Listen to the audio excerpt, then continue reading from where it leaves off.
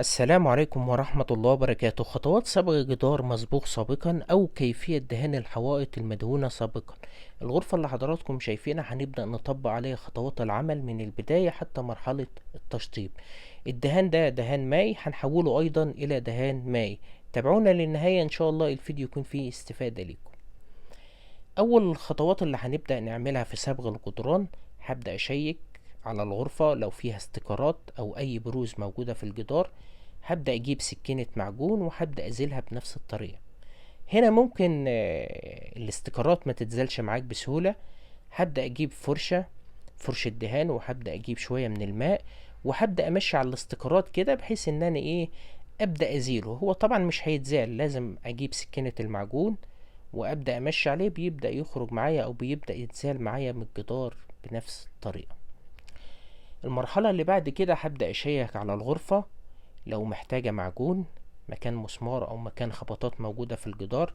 هبدأ أجيب معجون جاهز، ده معجون للجدران وأيضا معجون للخشب، وهبدأ أستخدم معاه معجون فوتونايت. المعجونة ده معجونة فوتونايت أو معجونة اسمنتية، وهبدأ أخلطهم مع بعض. نفس النسبة اللي هاخدها من المعجون الجاهز هبدأ أخد من نفسها من المعجون الفوتونايت أو المعجون الأسمنت، وهبدأ أجي على الجدار وأبدأ أشيك في خبطات في الجدار، مكان مسمار، مكان لحمات، أي مسمار، أي خبطة هبدأ أشيك عليها بالمعجون. هبدأ أخد المعجون في اتجاه وهبدأ ألمها عكس الاتجاه بنفس الطريقة. كده شكل الغرفة بالكامل بعد ما انتهيت من مرحلة المعجون. هبدأ أترك المعجون يجف كويس، وهبدأ أطبق المرحلة اللي بعد كده، وهي مرحلة هبدأ أشيك على أفياش الكهرباء وحوالين الوزر وحوالين الأبواب. هبدأ أغلف عليهم كويس علشان ما يكونوش معرضين للدهان.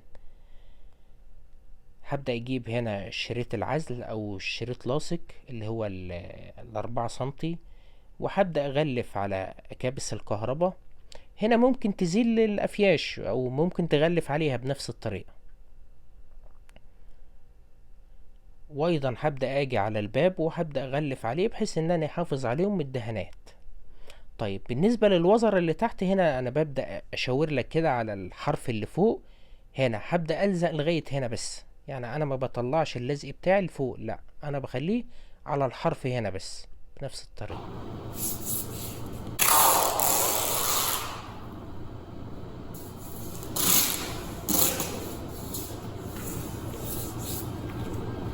تمام كده غلفت على الوزر، وببدأ أغلف على الباب أيضا علشان أحافظ عليه.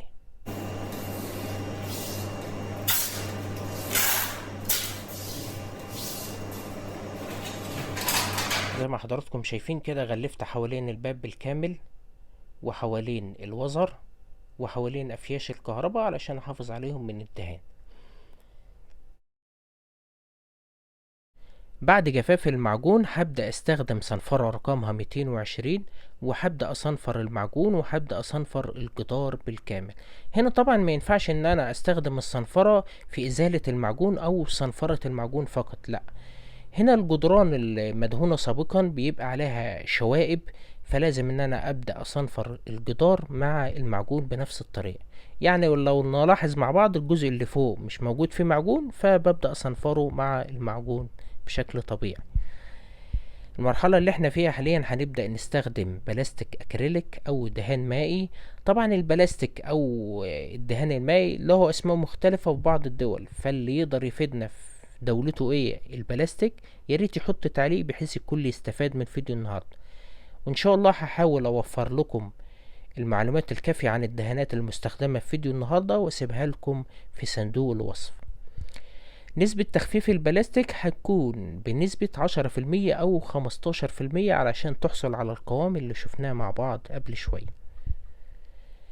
الرولة دي رولة دهان مخصصة للدهانات المائية فقط أو الدهان البلاستيك فقط.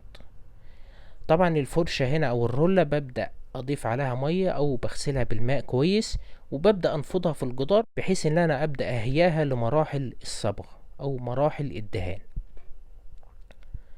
هنا هجيب عصاية رولة أو زانة. هنا ممكن تستبدلها بإيد مكنسة وتبدأ تشتغل بيها عادي، مفيش مشكلة. هتمشي حالها.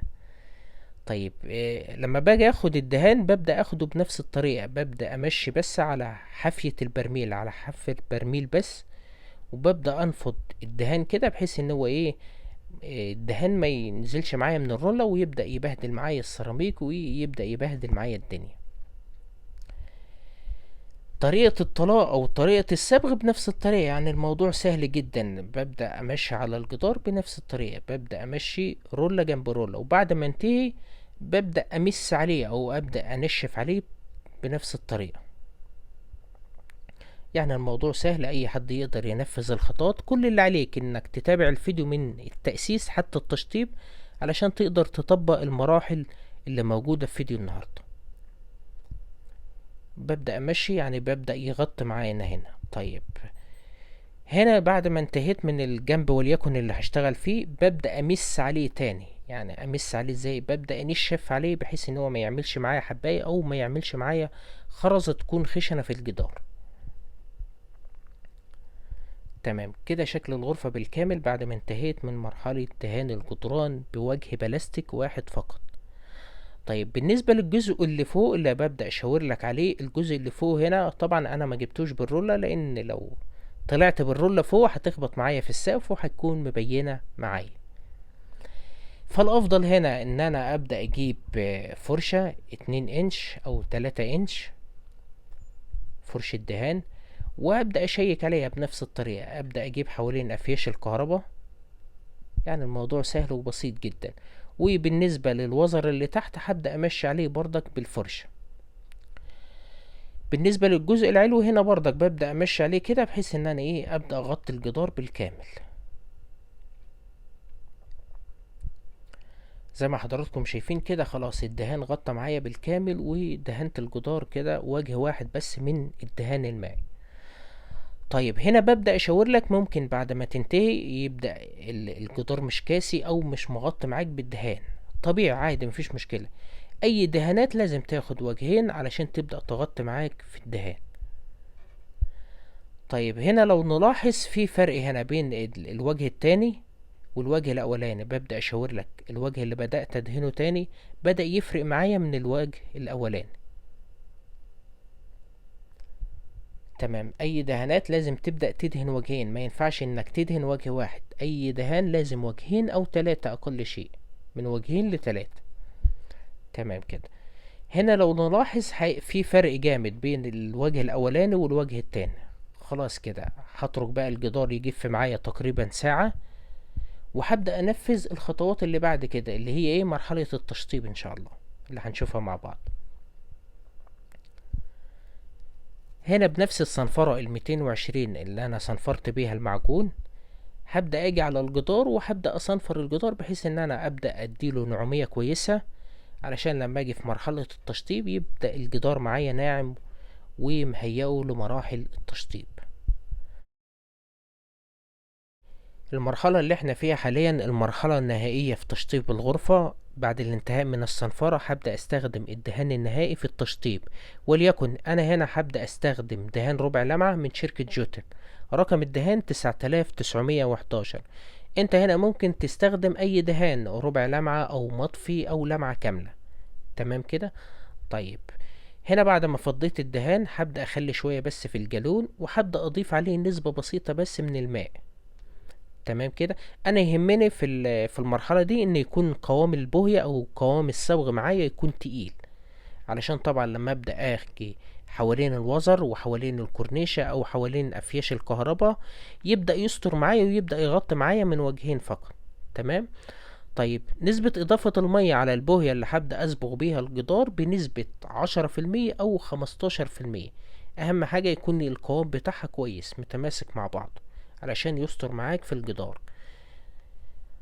تمام كده. طيب هنا هبدأ استخدم الفرشة اللي كنت بستخدمها في دهان المائي، البلاستيك المطفي، وهبدأ اغسلها كويس، وهبدأ اطبق بقى بنفس الطريقة، يعني نفس اللي طبقته في الدهان المائي اللي في الاول هبدأ اطبق فيه في مراحل التشطيب. بس ضروري جدا ان انت الفرشة اللي هتبدأ تستخدمها تبدأ تغسلها كويس، وايضا الرولة تبدأ تغسلها كويس علشان تبدأ تطبق بيها وما يكونش معاك مشكلة في مراحل التشطيب. تمام كده. طيب احنا هنا جبنا حوالين الافياش، وجبنا حوالين الوزر، وجبنا حوالين الابواب، واي مكان معرض ان الرولة ما توصلش له بنبدأ نجيبها باستخدام الفرشة. تمام كده. زي ما نلاحظ مع بعض هنا، انا كده جبت حوالين الكورنيشة من فوق من السقف، وحوالين افياش الكهرباء، وحوالين الابواب، وايضا حوالين المكيف اللي موجود في الغرفة. هنا هبدأ استخدم الرولة في الدهان. طبعا لازم ابدأ اغسل الرولة كويس، وابدأ انفضها في الجدار، وابدأ اهيئها لمراحل التشطيب. تمام كده. طيب بنفس الطريقة هبدأ اطبق على الجدار وجه وانا ماشي. طبعا ممكن تبدأ من على اليسار لليمين، او ممكن تبدأ من على اليمين لليسار، مفيش مشكلة، المهم انك تبدأ. تمام كده. طيب هنا ببدأ ادهن بالرولة، وببدأ ارجع عليه تاني، وببدأ امس عليه مرة واتنين وتلاتة، بحيث ان انا ايه، ما يكونش عندي خشونة في الجدار. ميزة المس هنا او التنشيف على البوية ان هو ما يعملش معانا خرزة، او ما يعملش معانا حباية، يعمل معانا خشونة. كل ما بتمس عليها اكتر بيبدأ يديلك ملمس في السطح ناعم جدا. تمام كده. طيب كده شكل الجدار بالكامل، او شكل الغرفة بالكامل بعد ما انتهيت من دهان الوجه الاولاني. زي ما نلاحظ هنا، زي البلاستيك المط اللي دهناه في الاول، بيبدأ فيه تكشيف او في اماكن مكشفة في الجدار. كل ده طبيعي، مفيش مشكلة. هنتهي من الوجه الاخر وارجع لكم بالشكل النهائي.